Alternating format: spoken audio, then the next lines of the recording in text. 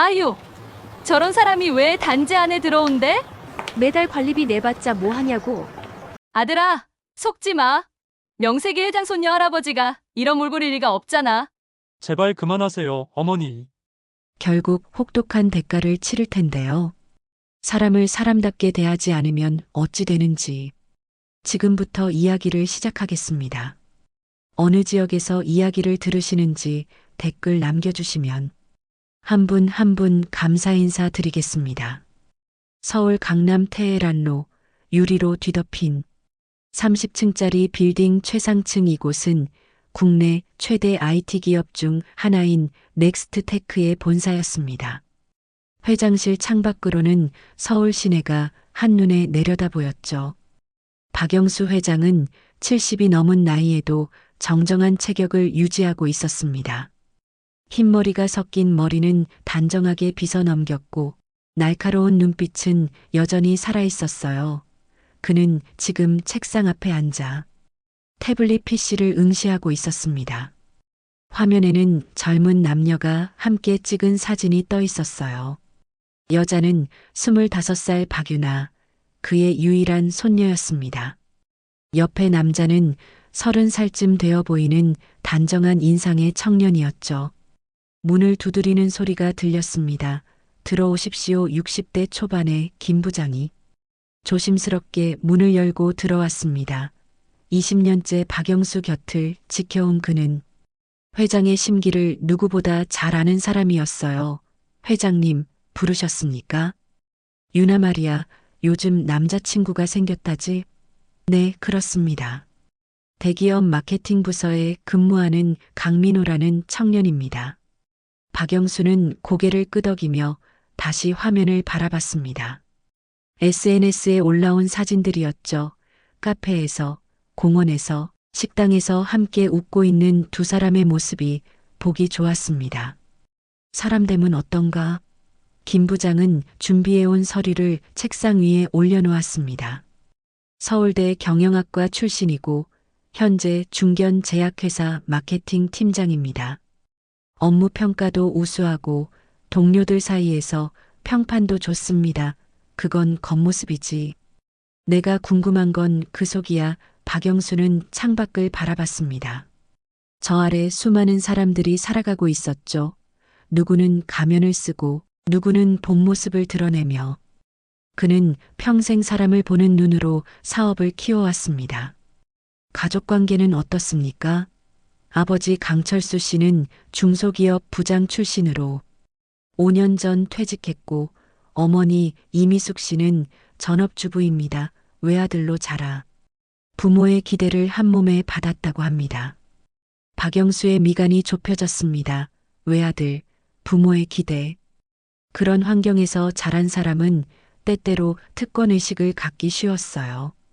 김 부장, 준비해주게. 내가 직접 확인해 보겠네. 회장님, 무슨 말씀이십니까? 박영수는 자리에서 일어났습니다. 그의 눈빛에는 확고한 결심이 담겨 있었어요. 사람은 위기에서 본색이 드러나는 법이야. 유나의 평생이 걸린 문제인데 제대로 알아봐야지. 김 부장은 회장의 의중을 단번에 알아챘습니다. 수십 년간 IT 업계를 주름잡아온 박영수 회장다운 발상이었죠. 어떻게 준비하면 되겠습니까? 박영수의 입가에 미소가 번졌습니다. 그것은 중대한 계획을 세운 사람의 표정이었어요. 가장 밑바닥의 모습으로 가야지.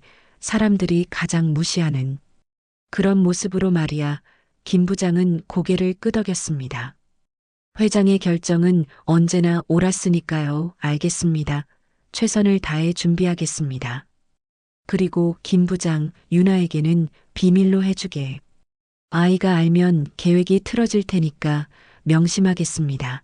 회장님, 박영수는 다시 창밖을 바라봤습니다. 석양이 도시를 붉게 물들이고 있었어요. 곧 시작될 시험에 대한 기대와 우려가 교차했습니다. 사흘 후 서울 송파구의 한 아파트. 단지 깔끔하게 정돈된 중산층 주거지역이었습니다. 오후 2시쯤 단지 정문 쪽에서 삐걱거리는 소리가 들려왔어요. 낡은 손수레를 끄는 노인 한 명이 천천히 걸어 들어오고 있었습니다. 너덜너덜한 작업복에 때 묻은 군용 점퍼를 걸친 모습이었죠. 손수레에는 골판지와 폐지가 가득 실려 있었습니다. 박영수 회장이었어요. 전문 분장팀을 동원해 완벽하게 변신한 그의 모습은 누가 봐도 폐지를 주어 생계를 유지하는 70대 노인 그 자체였습니다. 얼굴에는 검버섯과 주름이 자연스럽게 새겨졌고 손톱 사이에는 일부러 때를 묻혀 놓았어요. 구부정한 허리에 절뚝이는 걸음걸이까지 완벽했죠. 회장님, 정말 괜찮으시겠습니까?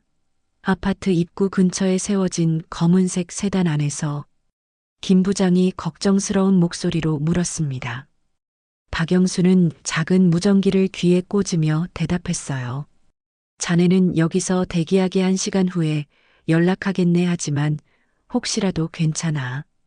이 정도는 해봐야 진짜를 알 수 있는 거야. 박영수는 손수레를 끌며 천천히 아파트 단지 안쪽으로 들어갔습니다. 삐걱삐걱 수레바퀴가 내는 소리가 한적한 단지에 울려 퍼졌죠. 벤치에 앉아있던 중년 여성 2명이 그를 발견하고 수군거렸습니다. 어머, 저기 봐. 저런 사람이 어떻게 여기까지 들어왔지? 경비 아저씨가 뭐 하는 거야? 관리비 내는 보람이 없네. 박영수는 들은 척도 하지 않고 묵묵히 걸어갔습니다.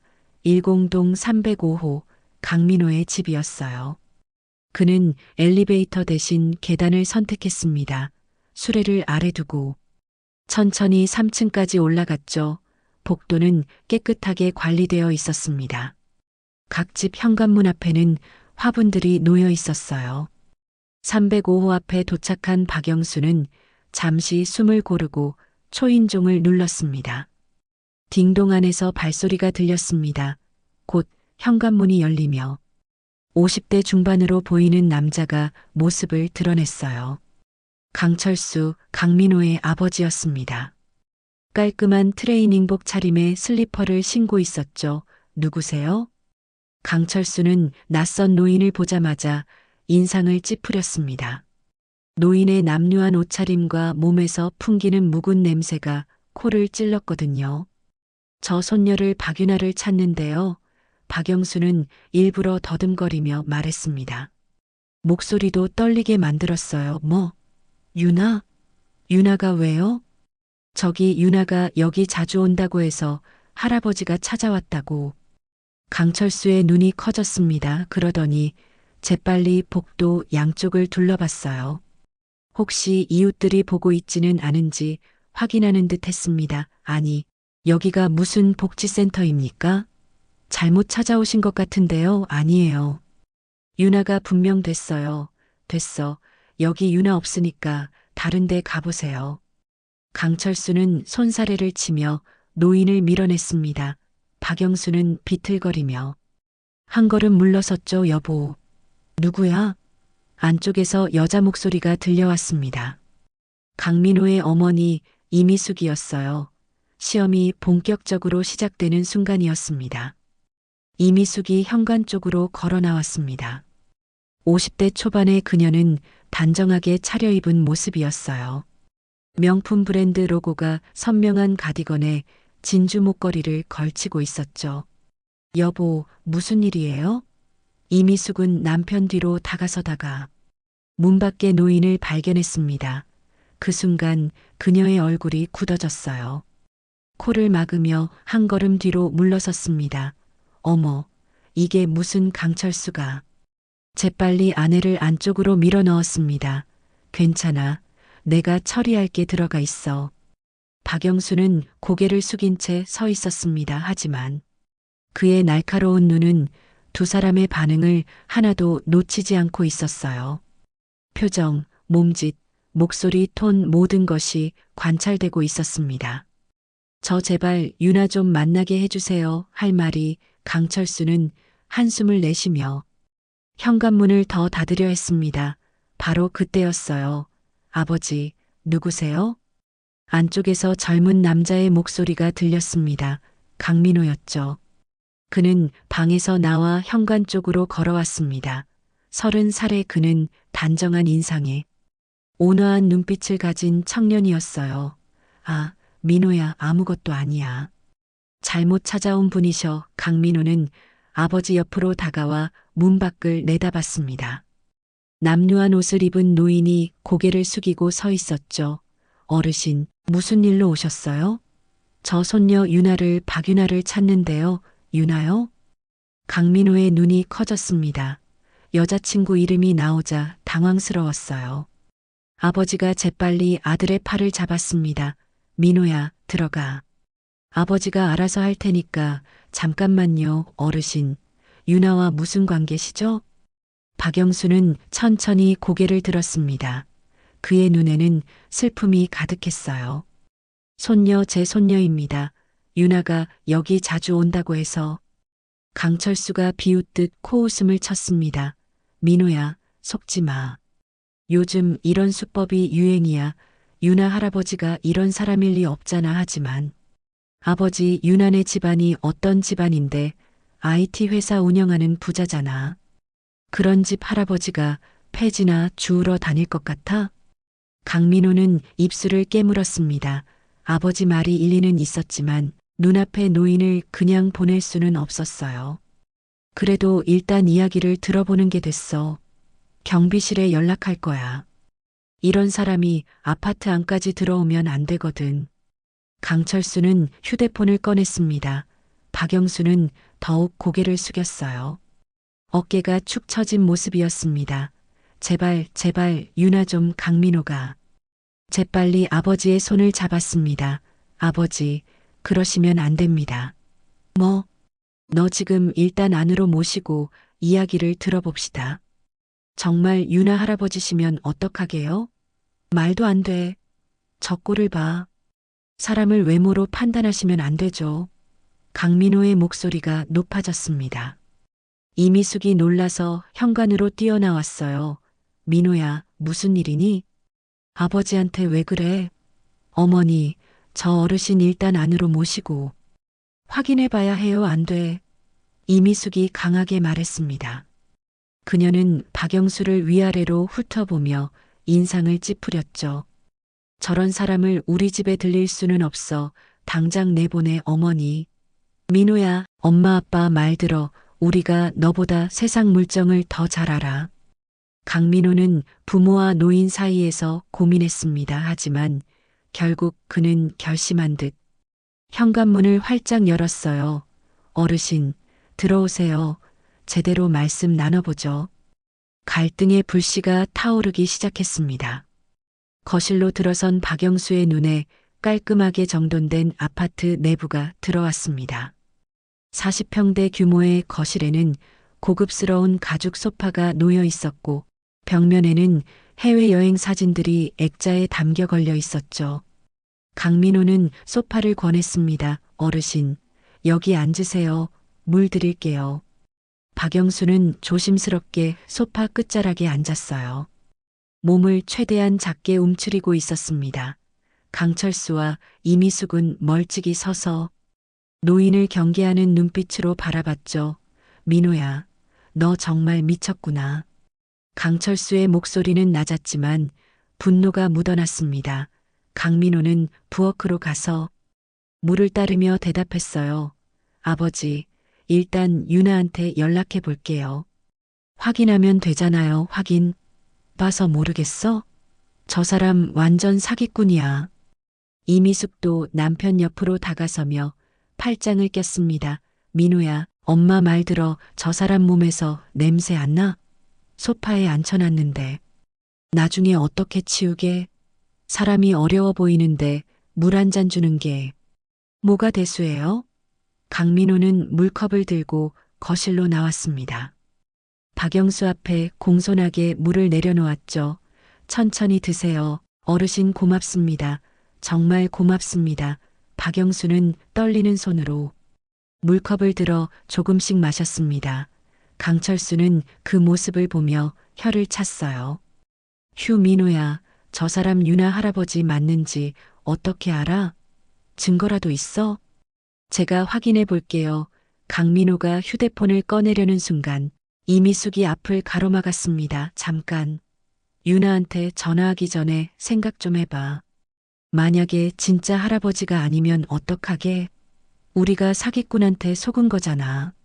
그래도 만약에 진짜시면요? 진짜일 리가 없어. 강철수가 소리를 높였습니다. 박영수가 움찔하며 몸을 더 움츠렸죠. 유난의 집안이 어떤 집안인데. 넥스트테크 회장 손녀야 그런 집 할아버지가 폐지 주우러 다닐 것 같아? 사람 일은 모르는 거잖아요. 사정이 있으실 수도 사정. 무슨 사정이 있으면 저 지경이 돼? 이미숙이 박영수를 손가락으로 가리키며 말했습니다. 그녀의 얼굴에는 경멸이 가득했어요. 손톱 좀 봐, 까맣게 때가 꼈어. 옷도 저렇게 더럽고 우리 집에 저런 사람을 들였다는 게 믿기지가 않아 어머니. 강민호의 목소리가 떨렸습니다. 분노를 참고 있었지만 한계에 가까워지고 있었어요. 그게 사람한테 할 말입니까? 왜 아니야?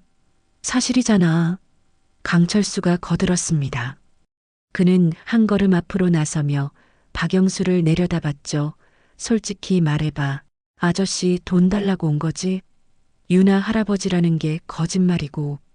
박영수는 고개를 더욱 숙였습니다. 그의 어깨가 작게 떨렸어요. 아닙니다. 정말 손녀를 됐어. 이제 나가 물도 마셨으니까 충분하지? 아버지, 어떻게 그러실 수가 있어요? 강민호가 두 사람 사이를 가로막았습니다.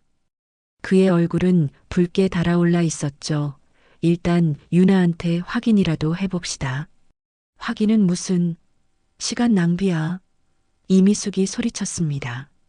그녀는 가방에서 휴대폰을 꺼냈어요. 내가 경비실에 전화할 거야. 이런 사람을 아파트 안에 들어오게 한 경비 아저씨도 문제가 있어. 집안의 공기가 차갑게 얼어붙었습니다. 갈등은 점점 깊어지고 있었어요. 이미숙이 경비실 번호를 누르려는 바로 그 순간이었습니다. 딩동 현관 초인종 소리가 울렸어요. 모든 사람의 시선이 현관 쪽으로 쏠렸습니다. 누구야? 강철수가 인터폰 화면을 확인했습니다. 화면에는 25살쯤 되어 보이는 젊은 여자가 서 있었죠. 긴 생머리에 깔끔한 원피스를 입은 모습이었습니다. 유나야. 강민호가 반가운 표정으로 현관으로 달려갔습니다. 문을 열자. 박유나가 밝은 미소를 지으며 들어왔어요. 오빠, 갑자기 와서 미안해요. 근처에 볼 일이 있어서 유나의 말이 멈췄습니다. 거실 소파에 앉아있는 남루한 노인이 눈에 들어온 거예요. 그녀의 눈이 커졌습니다. 할아버지. 박영수는 천천히 고개를 들었습니다. 손녀와 눈이 마주쳤죠. 유나는 순간 숨이 멎는 것 같았습니다. 할아버지의 그 모습, 저런 차림으로 이곳에 계시다는 것은 무언가 계획이 있다는 뜻이었어요. 유나야, 이 사람 정말 내 할아버지야? 강철수가 다급하게 물었습니다. 유나는 잠시 말을 잇지 못했어요. 할아버지의 눈빛을 읽으려 했습니다. 그 눈 속에는 무언가 메시지가 담겨 있었죠. 그래, 조용히 지켜보라는 신호였습니다. 유나는 똑똑한 아이였어요. 할아버지가 평소에 하시던 말씀이 떠올랐습니다. 사람은 위기에서 본색이 드러난다. 할아버지는 지금 강민호 가족을 시험하고 계신 거였죠. 네, 제 할아버지세요. 유나의 목소리는 조금 떨렸습니다. 연기가 아니었어요. 할아버지의 저런 모습을 보니 가슴이 아팠거든요. 설령 연기라 해도 말이죠. 그런데 왜 이런 차림으로 강민호가 당황한 표정으로 물었습니다. 유나는 할아버지께로 천천히 다가갔어요. 할아버지, 왜 이러세요? 무슨 일 있으세요? 손녀 할아버지가 유나 보고 싶어서. 박영수의 목소리는 여전히 떨렸습니다. 유나는 무릎을 꿇고 할아버지 앞에 앉았죠. 그리고 조심스럽게 할아버지의 손을 잡았습니다. 할아버지 이미숙과 강철수는 그 광경을 어색하게 지켜봤습니다. 방금까지 내쫓으려던 노인이 정말 유나의 할아버지라니. 이미숙이 어색하게 웃으며 말했어요. 어머, 유나야 할아버지께서 오셨으면 미리 연락을 하시지 우리가 제대로 준비를 했을 텐데. 유나는 천천히 고개를 돌려 이미숙을 바라봤습니다. 그녀의 눈빛이 차가워졌어요. 준비요? 무슨 준비 말씀이세요? 아, 그게 식사라든지. 유나는 주위를 둘러봤습니다. 거실 분위기가 심상치 않았어요. 강민호는 불편한 표정이었고 부모님은 어색하게 웃고 있었습니다. 여기서 무슨 일이 있었나요? 강민호가 입을 열었습니다. 유나야, 사실은 아무 일 없었어. 강철수가 재빨리 끼어들었습니다. 그는 얼굴에 억지 미소를 지으며 다가왔죠. 할아버님께서 오셔서 우리가 잘 모시고 있었지. 그렇죠, 여보? 그럼요. 물도 드리고. 유나는 할아버지를 바라봤습니다. 박영수는 여전히 고개를 숙이고 있었어요. 하지만 그의 눈빛은 손녀에게 메시지를 보내고 있었습니다. 조금만 더 지켜보렴. 유나는 상황을 파악했습니다. 할아버지께서 남루한 차림으로 오셨을 때 이 사람들이 어떻게 대했는지 분명 좋지 않은 일이 있었을 거예요. 그녀는 침착하게 자리에서 일어났습니다. 오빠, 저희 잠깐 밖에서 이야기 좀 할까요? 응? 지금? 네, 중요한 얘기가 있어요. 강민호는 고개를 끄덕였습니다. 두 사람이 현관 쪽으로 향하자 이미숙이 다급하게 말했어요. 유나야, 식사라도 하고 가렴. 내가 맛있는 거 해줄 게 아니에요. 괜찮습니다. 유나의 목소리는 평소와 달리 차가웠습니다. 폭풍전야였죠. 유나와 강민호가 현관문을 나서자마자 복도에서 멈춰 섰습니다. 유나는 팔짱을 낀 채 차가운 표정으로 강민호를 바라봤어요. 오빠, 솔직하게 말해주세요. 할아버지가 오셨을 때 무슨 일이 있었나요?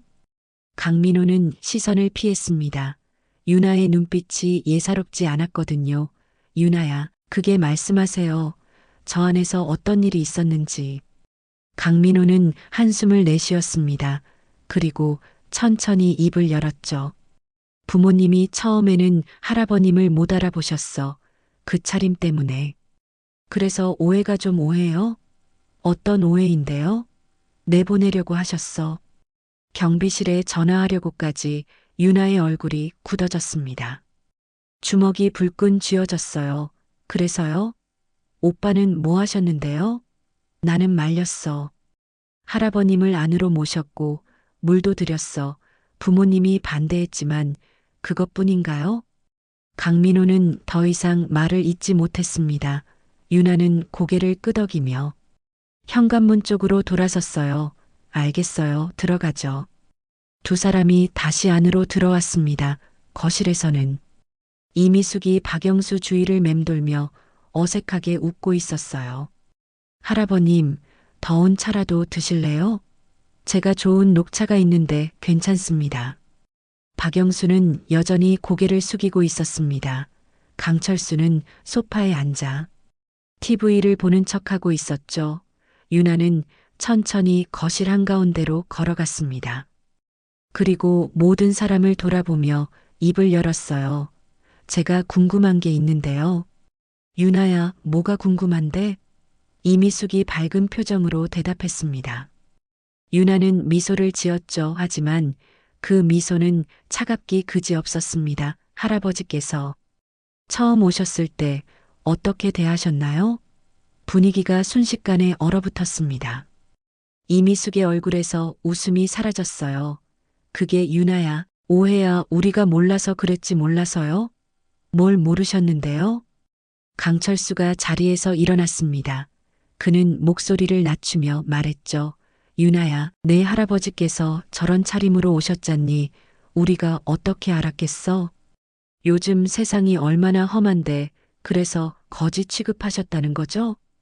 유나의 목소리가 날카로워졌습니다. 강민호가 황급히 끼어들었어요. 유나야, 진정에 오해가 있었던 거야. 오해가 아니에요. 오빠. 유나는 할아버지께로 다가가 그의 손을 잡았습니다. 박영수는 천천히 고개를 들어 손녀를 바라봤어요. 할아버지, 괜찮으세요? 유나야 할아버지는 이미숙이 다급하게 다가왔습니다. 유나야, 정말 미안해. 우리가 실수했어. 이제 알았으니까 잘 모시면 되잖아. 응? 유나는 천천히 이미숙을 바라봤습니다. 그녀의 눈빛에는 깊은 실망이 담겨 있었어요. 잘 모시면 된다고요?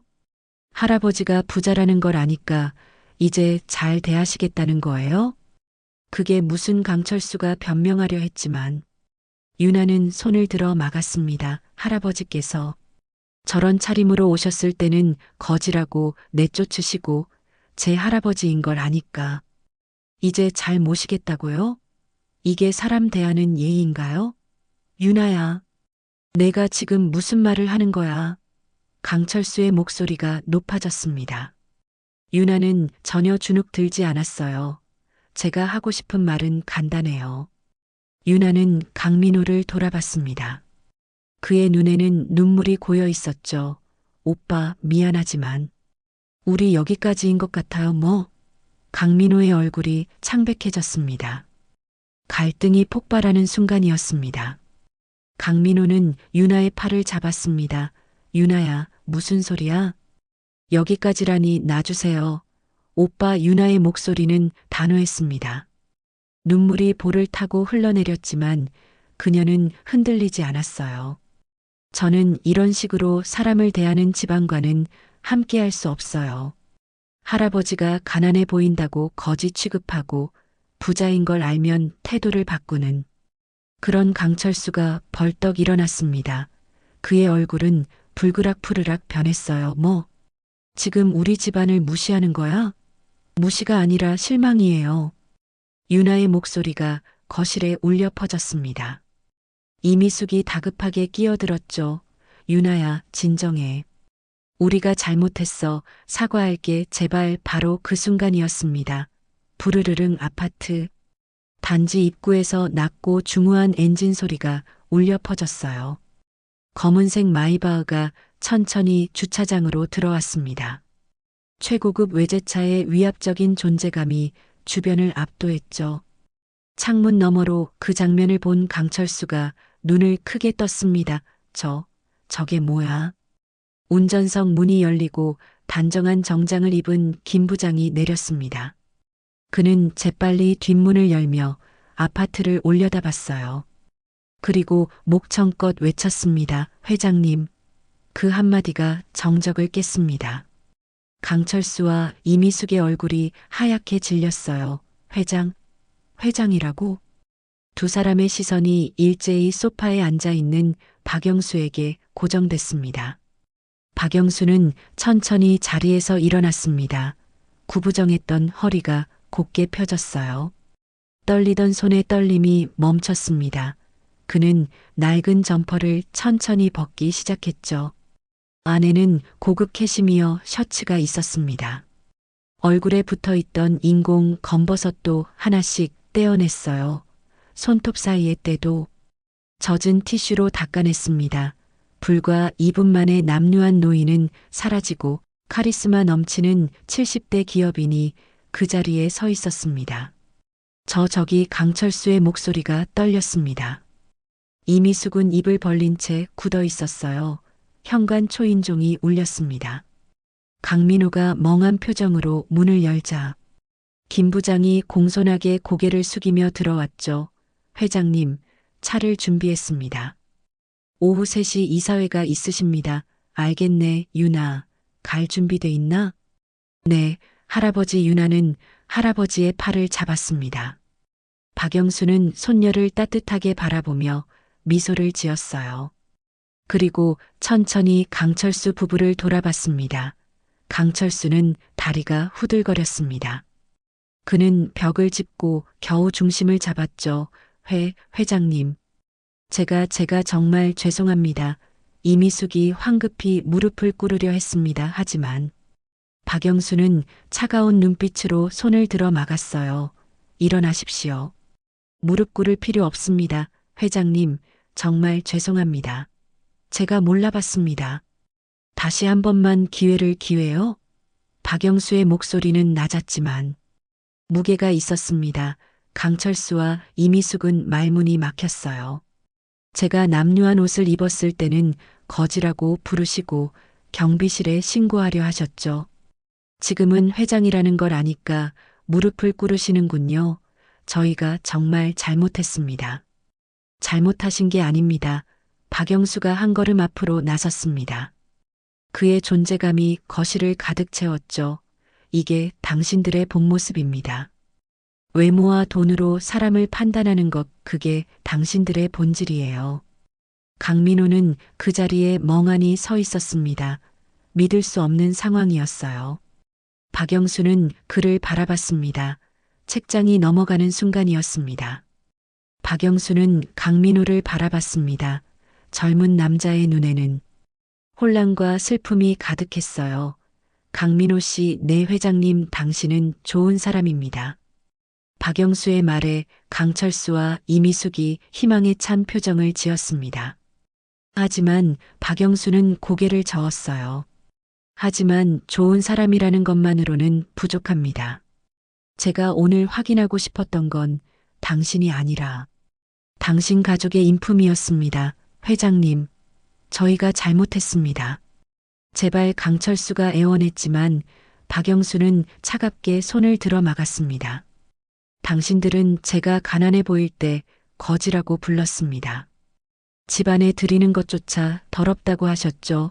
그러다가 제 정체를 알고 나니 회장님이라 부르며 무릎을 꿇으시는군요.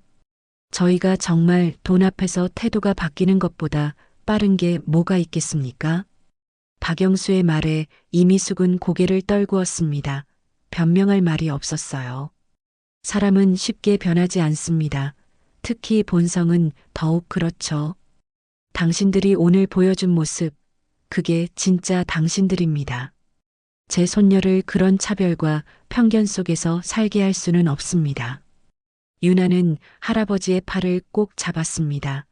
눈물이 계속 흘러내렸지만 그녀는 후회하지 않았어요. 이게 맞는 선택이라는 걸 알았습니다. 박영수는 강민호에게 다가갔습니다. 그리고 안주머니에서 명함 한 장을 꺼냈죠.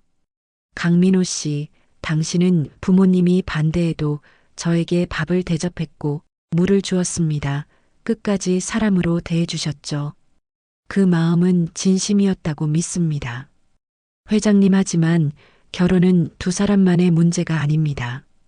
가족과 가족이 만나는 것이죠. 당신 혼자 착하다고 해서 되는 게 아니에요. 강민호의 눈에서 눈물이 흘러내렸습니다. 유나도 고개를 돌렸어요. 가슴이 아팠습니다. 이 명함을 가지고 계십시오. 당신이 만약 이직을 원한다면 우리 회사 인사팀에 연락하십시오. 당신 같은 인재는 어디서든 환영받을 겁니다. 박영수는 명함을 강민호의 손에 쥐어줬습니다. 그리고 천천히 몸을 돌렸죠. 김 부장, 가세. 알겠습니다. 회장님, 할아버지, 할머니, 정말 강철수가 마지막으로 매달렸지만 박영수는 뒤도 돌아보지 않았습니다. 유나도 묵묵히 할아버지를 따라 현관으로 향했어요. 유나야. 강민호가 불렀습니다. 유나는 문 앞에서 잠시 멈춰섰죠. 하지만 돌아보지 않았습니다. 미안해요. 오빠, 행복하세요. 현관문이 닫혔습니다. 강민호는 그 자리에 주저앉았어요. 강철수와 이미숙은 창문으로 달려가 내려다봤습니다. 마이바흐가 천천히 아파트 단지를 빠져나가고 있었죠. 거실에는 무거운 침묵만 남았습니다.